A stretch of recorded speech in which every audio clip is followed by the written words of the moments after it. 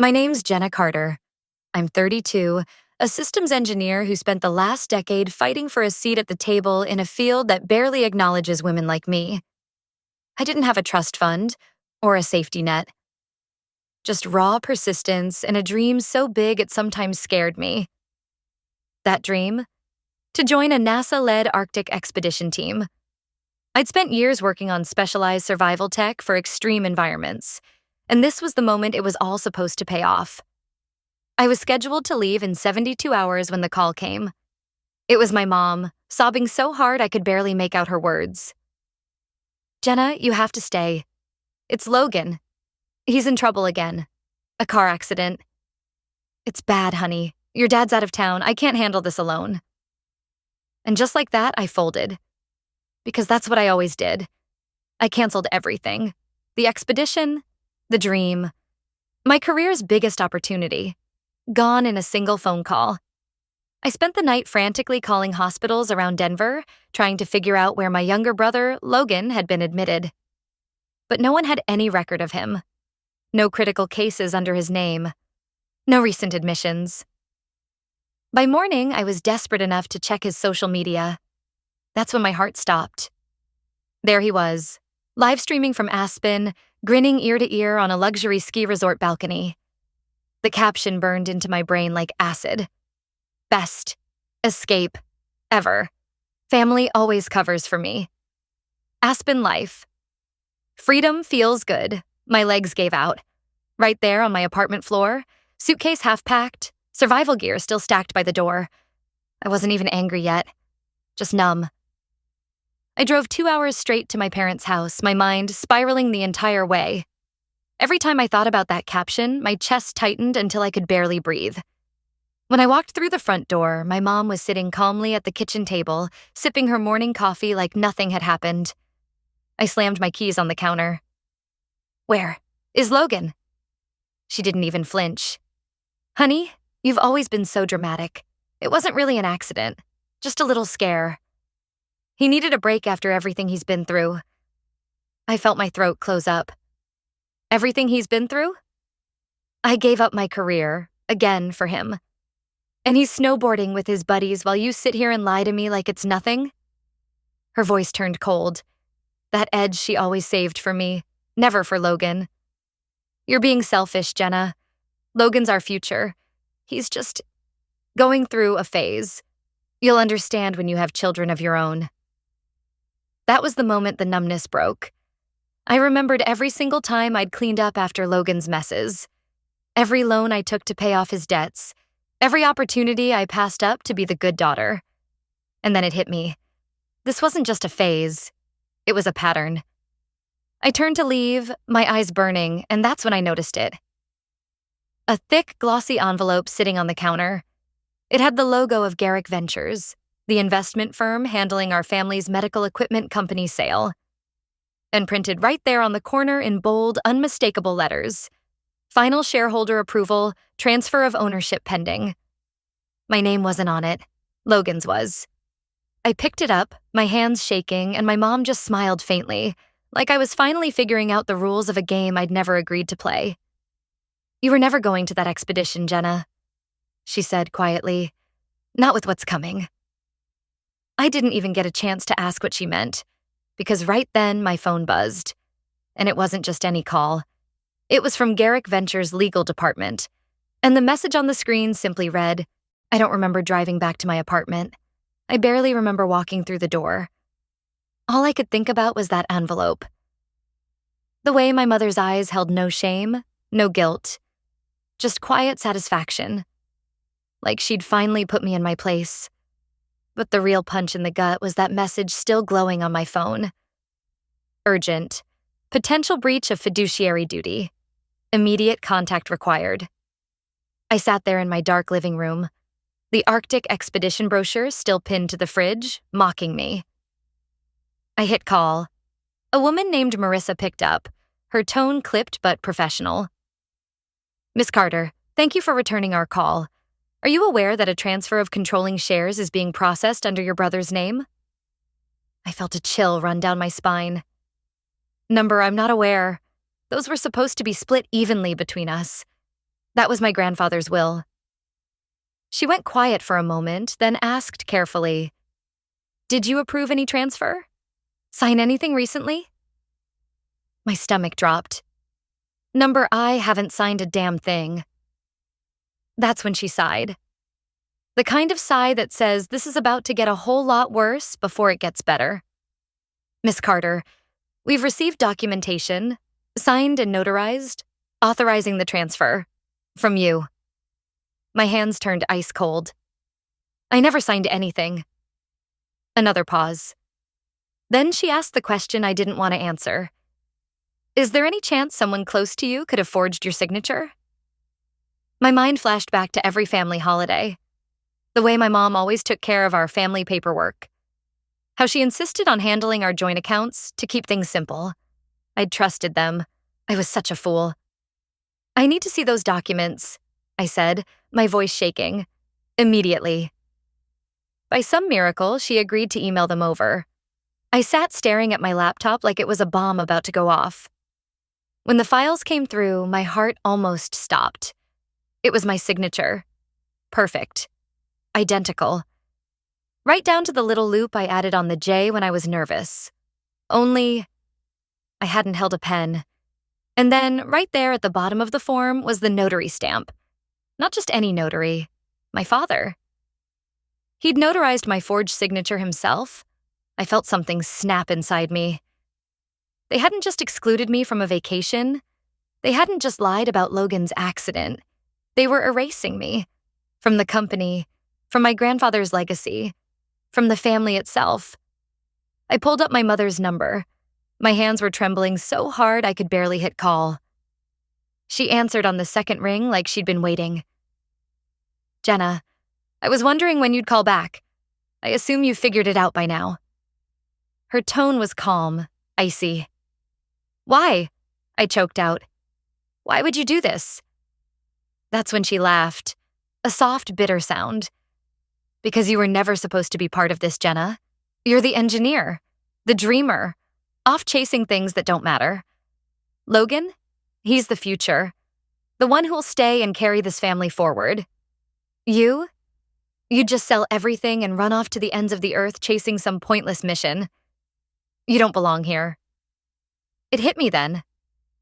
They didn't just think I wasn't good enough. They thought I didn't deserve to exist in their world at all. Before I could respond, another email notification pinged. This one wasn't from Marissa. It was from my grandfather's old attorney. Subject line, "Final will addendum for your eyes only." I clicked it open. And there it was. A hidden clause. A final instruction from my grandfather dated 2 weeks before his death. "In the event of any fraudulent activity or breach of fiduciary trust, control of all assets shall transfer immediately and solely to my eldest grandchild, Jenna Carter." The final line made my breath catch in my throat. Because character outweighs blood, and integrity will always matter more than legacy. My mother's voice crackled through the phone. "Whatever you think you found, Jenna, it won't matter. By the time you figure it out, we'll be gone." I closed my laptop and stood up, a strange calm settling over me. "Oh, Mom," I whispered, my voice steady for the first time that night. "You're already too late." You'd think knowing you've legally won would bring relief. But sitting there, staring at that final clause in my grandfather's will, I didn't feel victorious. I felt hollow. Because all I ever really wanted was to belong. And somehow, even with everything collapsing around them, my family still held power over me. In the way their betrayal settled deep in my chest, like a weight I couldn't shake. But I didn't have time to dwell on that. I had work to do. I spent the next 48 hours filing injunctions, freezing the company's accounts, alerting the board, and preparing a full public statement. My phone never stopped vibrating. Calls from lawyers, shareholders, media outlets, and through it all, silence from my family. Not a text, not a call. Until the third night. It was nearly midnight when my phone lit up with an unknown number. Against my better judgment, I answered. "Jenna, it's Logan." His voice was quiet, strained. You have exactly 1 minute before I hang up, I snapped. He exhaled sharply, like he'd been holding his breath. I know you think I'm the bad guy, but you don't understand. I didn't ask for this. Mom and Dad, they've had this plan for years, since Grandpa first got sick. I just went along with it. I thought we were all doing what was best for the family. I almost laughed. Best for the family? Logan, you were out there snowboarding in Aspen while I was tearing my life apart thinking you were in a hospital bed. Silence. And then he said something that made the air leave my lungs.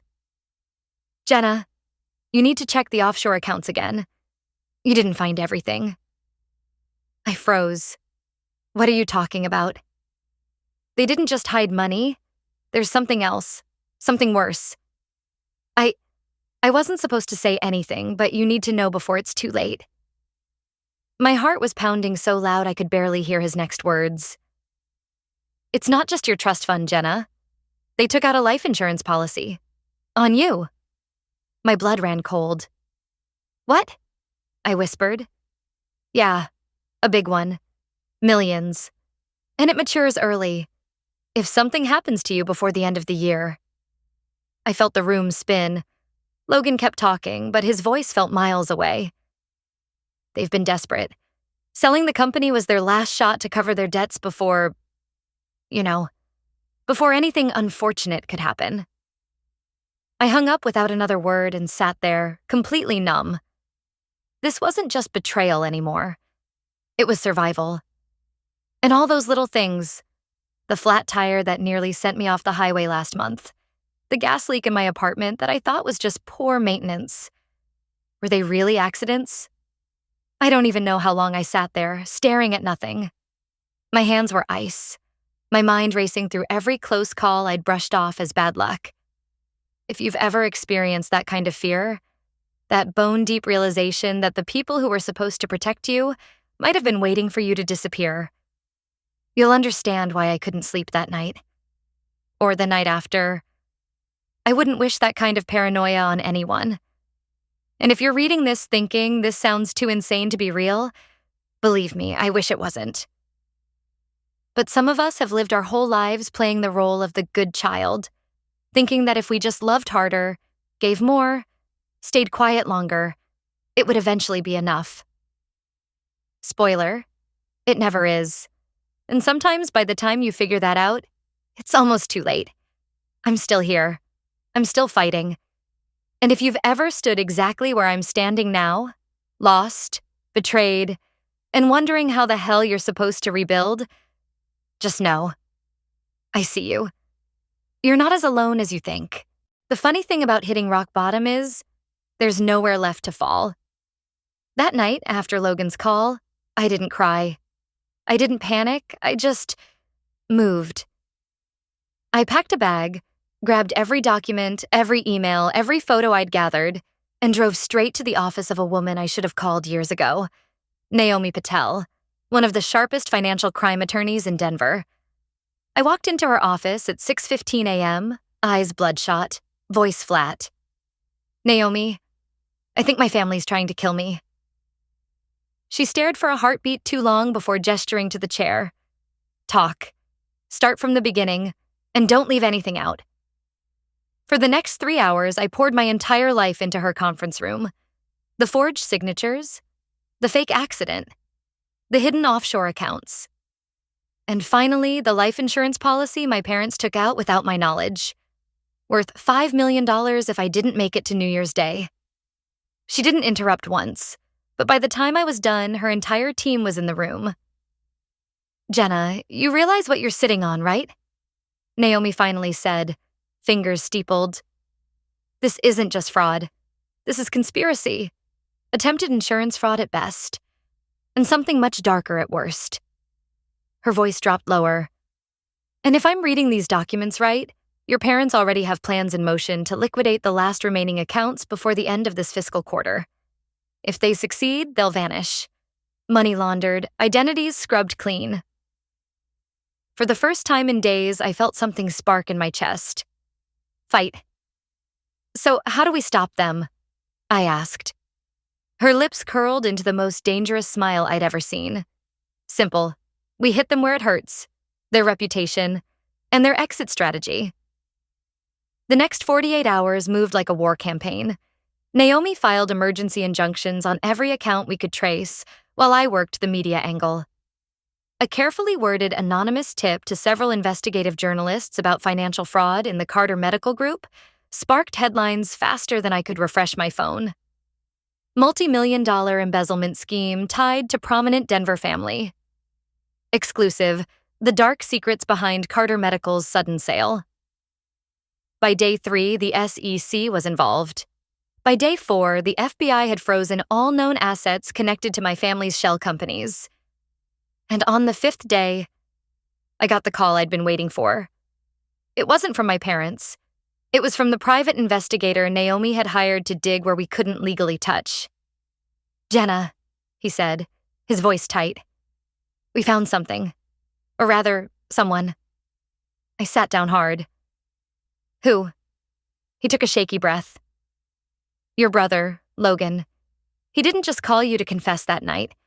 He was in Mexico, meeting with a man named Carlos Mendez, a known broker for forged identities and exit plans for high-net-worth individuals trying to disappear." I felt my stomach lurch. Is he trying to leave the country?" The PI cleared his throat. "Not trying. He already did, 3 days ago, with your mother. Your father? He's still here, but you're not going to like why." My fingers clenched around the phone. "Tell me." "Your father's been attempting to transfer a final hidden fund, but that's not the worst part." His voice dropped to barely a whisper. "There's a second life insurance policy, Jenna. Not just on you, on himself. With a double indemnity clause if his death is ruled a suicide connected to financial scandal." My heart stopped. No, he wouldn't." The PI cut me off. "Jenna, listen to me. He's the only one left holding the bag. His assets are frozen, his family's gone, and the scandal is about to ruin everything. If he does this, they walk away with every last cent of that policy." I bolted upright, panic flooding my chest. "Where is he right now?" "We're tracking his phone. Last ping was, Jenna, he's at the Carter family lake house." My father. Alone. At the house where every major family decision was made. And apparently where it all might end. And suddenly, none of the revenge felt sweet anymore. I just needed to stop this before it was too late. I don't know why I'm sharing all of this here. Maybe because it's easier to tell strangers than admit out loud that my own family turned survival into a business plan. If you've ever stood on the edge of a moment where you realize the people who raised you were capable of anything, even this, I'm just here to say, I get it. And if you're wondering whether I made it in time, you'll have to wait for the next update. The lake house was a 2-hour drive. I made it in one. I don't even remember the roads or the speed limit signs. I just remember the roar of the tires and the cold, sick panic clawing up my throat. By the time I pulled up, the sky was bleeding into twilight. The lake still as glass. And there he was, my father. Standing alone at the edge of the dock, a bottle in one hand and something far more dangerous in the other. A small black case I recognized instantly. The documents, the fail-safes, the endgame. I slammed the car door and ran toward him, my boots pounding against the weathered planks. "Dad!" He didn't turn around. "You're not supposed to be here, Jenna," he said, voice low, almost calm. This was already decided.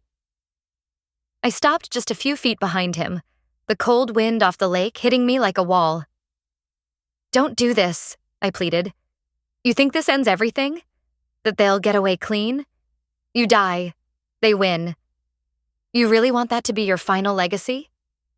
He finally turned then, eyes hollowed out, cheeks sunken under the weight of his failures. "It was never supposed to be like this," he whispered. "Your mother, Logan, they had a plan. I just kept it moving. I thought maybe I could fix it before it all burned down." I took a slow step closer. "You don't fix a fire by pouring gasoline on it, Dad." his grip tightened on the case. "They're waiting, Jenna. They think it's already done. They're waiting for the money to hit. If you don't, what? They'll finally have to answer for everything they've done?" His shoulders sagged. And in that moment, for the first time in my life, I didn't see the powerful man who ran a multi-million-dollar company. I saw a coward. A man who spent his entire life building walls of money and control, only to die alone on a splintered dock, waiting for someone else to cash in on his silence. I walked right up to him, grabbed the case from his hands before he could react, and threw it into the lake. It sank instantly like a stone. He stared at me, stunned.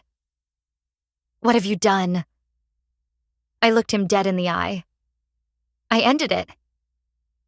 And right then, before either of us could say another word, police lights cut through the trees behind us. The FBI, the SEC, and Naomi, standing tall on the shore, arms crossed like the angel of vengeance she absolutely was. The fallout was swift and merciless. My mother and Logan were detained within days, extradited back from Costa Rica. Turns out their perfect escape plan wasn't quite as invisible as they thought. My father pled guilty to conspiracy and fraud, avoiding a harsher sentence only because he cooperated fully and testified against them. The life insurance policies? Voided under fraud. The trust fund? Recovered in full. But honestly, none of that mattered as much as the day I walked into Carter Medical's headquarters, my company now, and stood before a sea of employees who'd spent years in the dark, just like me. I promised them transparency, a new beginning, and for the first time in my life, I kept a promise to myself. Some people inherit money, others inherit legacies, but the strongest of us, we inherit the fire, and we learn how to burn away everything that tried to break us. I'll leave you with this. Don't wait for people to give you permission to stand up. They never will. And the longer you stay silent, the louder their control becomes. If you've ever lived through something like this, betrayal that cuts deeper because it comes from blood, I'm listening. Drop a comment below. Share your story. Let's make sure none of us stand alone in this ever again. And hey, if you're still here after all this, maybe stick around. I've got plenty more to tell. And something tells me you do too.